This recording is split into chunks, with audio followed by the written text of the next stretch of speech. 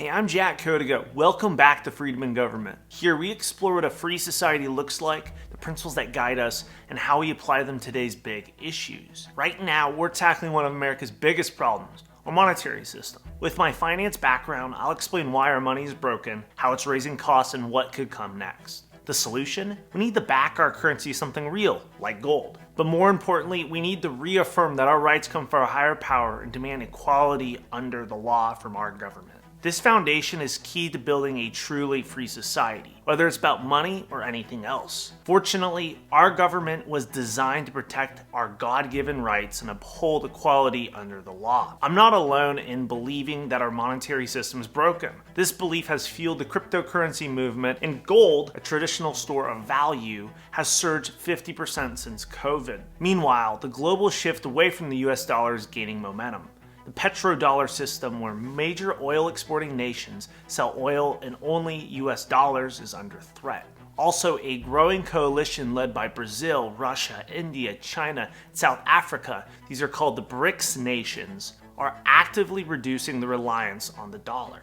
These movements are justified. The path to paying off our debt is honestly pretty unclear. Mainstream media isn't talking about this right now, but when they do, it'll be like the aftermath of the Biden-Trump debate, affirming the obvious. Stress test US debt, and you'll see that paying it off seems impossible. With $36 trillion in debt, a 5% interest rate would make the US be paying $1.8 trillion annually, about 40% of tax revenue, just to cover interest. We're already operating beyond our means, and this massive payment would push us closer to the brink. To keep the status quo, the only solution is printing more money. This lowers the interest burden, but also devalues the dollar, making our debt seem less overwhelming.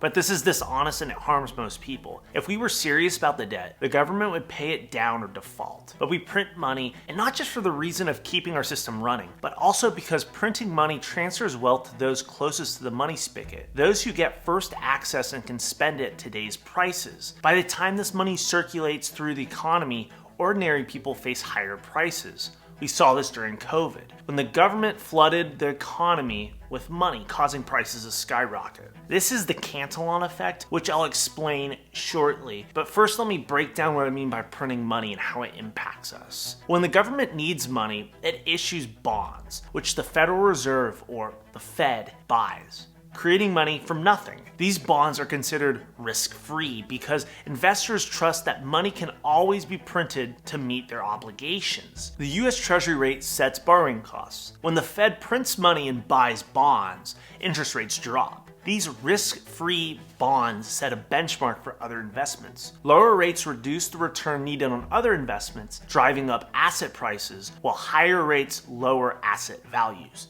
Let me explain how the Cantillon effect works using a real estate example, which is the industry I work in. Property values are based on income and required returns. If the treasury rate is 3%, an investor might demand a 5% return because it is a 2% premium over the risk-free rate. Therefore, a warehouse generating $100,000 annually would be worth $2 million. But if the treasury rate drops to 2% and an investor demands only a 4% return, which is that 2% premium for the risk he's taking, the warehouse jumps to $2.5 million. A 25% increase. The value doesn't rise due to the property's improvement here, but because of decisions made by those controlling the money. Now, when asset values rise, owners can sell or refinance, gaining access to this newfound cash. They can spend it at today's prices while the rest of us face higher prices as the money circulates through the economy. This problem is systemic, and it's not the fault of those benefiting from it. And it's crucial to understand that the Federal Reserve's manipulation cuts both ways. If the Fed sells bonds and interest rates rise from 3% to 4%, asset values drop. In our example, with a required return of 6%, the warehouse would lose 17% of its value, dropping from $2 million to $1.67 million. That's a big drop. No institution should have this kind of power over the economy. This system creates instability and limits economic freedom. It drives booms and busts, distorts markets, and undermines a free society. We need to understand this so we can make systemic changes like ending the Federal Reserve and to resist the false solution of more government overreach when issues arise. Prime example of such overreach is our banking system.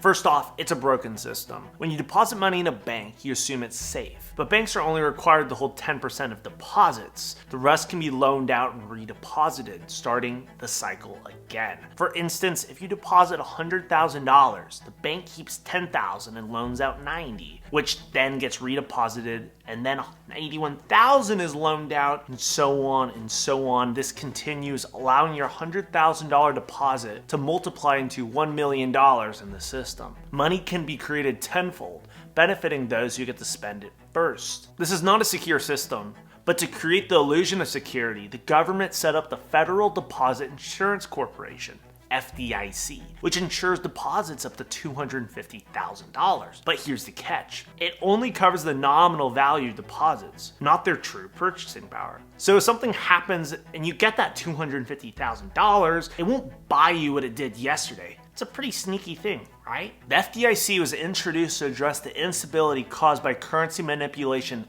during the Great Depression. FDR created it as a fix, but it never tackled the root cause, manipulation of money by the powerful. And this all started back in 1913 with the creation of the Federal Reserve, which sparked massive money printing during World War I and the Roaring '20s. Then the system collapsed. The money supply shrank drastically during the Great Depression, causing widespread suffering. But instead of addressing the root problem, currency manipulation, the government used the crisis to double down on a bad system. They really should have ended the Federal Reserve. Over 100 years later, we're still facing the same problem: currency manipulation. Today, we've printed 4.5 times more money than we had at the turn of the century, and there were major red flags in our economy. The basics of life are unaffordable, both personal and government debt are at record highs, and banks are losing money on long-term investments they made just a few years ago. Something's bound to break, or those in power might just pull the rug out from under the economy, shrinking the money supply and triggering a crash. Frankly, I'm not interested in speculating too much about the short term. I'd rather focus on the medium to long term. What's clear is that those in power won't let the money supply shrink. Instead, they'll keep flooding the system with more money. Why? To keep treasury bond rates low, making it easier to manage the debt, all while lining their pockets. If the money supply contracted like it did during the Great Depression, a 1/3 reduction, interest rates on US Treasury bonds would skyrocket, making the debt unsustainable. For example, if rates hit 10% and we stress test there, that would mean 80% of tax revenue would go just to interest payments. And obviously we could not sustain those high rates for long. Their bet is that innovation, especially AI, will distract us from the decline in living standards. They're hoping that new technologies will make life comfortable enough to prevent a revolt against the system of controlled currency and centralized power. We need to recognize that without monetary freedom, innovation could become a trap, not a liberator. We might end up in a future where people are enslaved without even realizing it, much like the characters in WALL-E, mindlessly consuming and unaware of the freedom that they've lost. In fact, we might be closer to that reality than most people realize. As I mentioned earlier, printing money benefits those in power and has played a major role in shrinking the middle class. Technology might mask the effects, but not completely. Unfortunately, many are still confused by the cause, and they ask the government to treat the symptoms of our broken monetary system. Take housing, for example. Fewer people can afford it, so more are calling for rent control or government-subsidized housing. Similarly, as college and healthcare become increasingly unaffordable, many are demanding these services be free. While these responses are understandable, they only subsidize the problem rather than solving it. What we need is fundamental change. A free society requires an economy that is free from undue concentrations of power, especially the ability to arbitrarily manipulate the money supply. It must be backed with something real. That's why Article 1, Section 8 of the US Constitution specifies that only gold or silver can be our legal tender. Gold is a tangible asset that limits money printing and helps stabilize the economy. If the dollar were tied to gold, the money supply would naturally be constrained. I'm hopeful that President Trump will take meaningful steps towards backing the dollar with something of real value. However, since he did not campaign on it, he might not pursue it. But also, he could be keeping it under wraps. Regardless, his intent to challenge the system gives me hope that we might move towards a better system with him. I'm encouraged by Trump's willingness to confront systemic issues, like the health crisis with RFK Jr., pushing for government efficiency through the Department of Government Efficiency with Elon Musk and Vivek Ramaswamy, and taking on the deep state, the unelected powers that truly control things. dynamics. Whether or not this administration fully addresses our problems, we can't afford to let up. We must always fight for sound money and freedom. We need to recognize that our broken monetary system is at the heart of our problems and that it must change. The potential solutions offered by the government are frightening. We cannot afford to sit on our hands. I see three likely scenarios that could unfold. First, the government may attempt to slow the velocity of money, essentially reducing how quickly it circulates through the economy to better control behavior, thus prices. This could lead to policies like Universal Basic Income, UBI, or central bank digital currencies, CBDCs, both of which would increase government control over our money and harm our freedom. UBI is often pitched as a solution to economic hardship, but it reduces incentives to work and further devalues our currency. I refer to it as the thank you daddy government option. It's like a well-meaning but naive parent giving you an allowance instead of encourage you to earn it through working that summer job. CBDCs are a more controlling version of this thank you daddy approach. A central bank-backed digital currency would give the government direct control over your finances, much like China's social credit system, where your behavior could impact your financial standing. While CBDCs aren't a major topic right now, they could be sold as a way to help the unbanked. But in reality, they would limit financial freedom and make it easier for the government to mask the effects of money printing. Both UBI and CBDCs are dangerous steps towards greater government control. We already face significant economic controls, overbearing welfare, taxes, and regulations. Fixing this system to something genuinely free would be challenging enough, but allowing UBI or CBDCs to gain ground would make it even harder. These policies may be easy to implement, you can just vote for them, but they're difficult to reverse. As our financial situation worsens, the powerful will do whatever they can to maintain control, so stay vigilant and resist moves that limit our freedoms. Another potential solution the powerful might try is price controls, proposed as a way to combat rising prices, but they never work. They distort market dynamics. The real issue behind high prices isn't greed, but interventions like money printing and poorly designed regulations that stifle the market. If we were serious about addressing the cost of living, we would focus on stabilizing our money and letting market forces work. Prices are simply indicators of broader economic factors, and price controls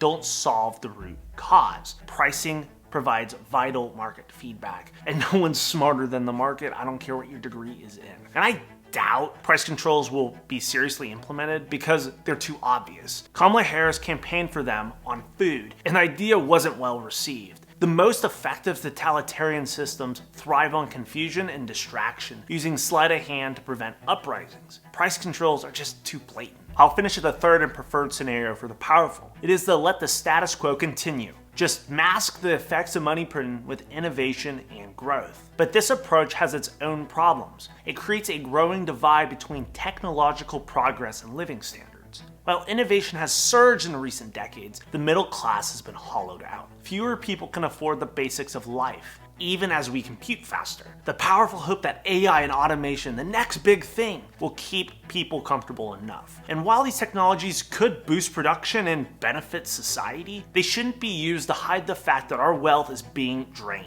Innovation should improve our lives, not conceal systemic decay. If the powerful continue to control our monetary system and government, they will keep plundering our wealth, health, and freedom. This is the path we're on, and it's chilling. Like something out of Brave New World. If you didn't read that in school, you should now. The book echoes the World Economic Forum's vision of a future where we own nothing and will be happy by 2030. In Brave New World, the people lose sight of what a free society should look like and overvalue comfort. I hope you don't like these potential scenarios and see that it is time for real reform, starting with a currency backed by something tangible, like gold. The future of our economy and our freedom depends on it.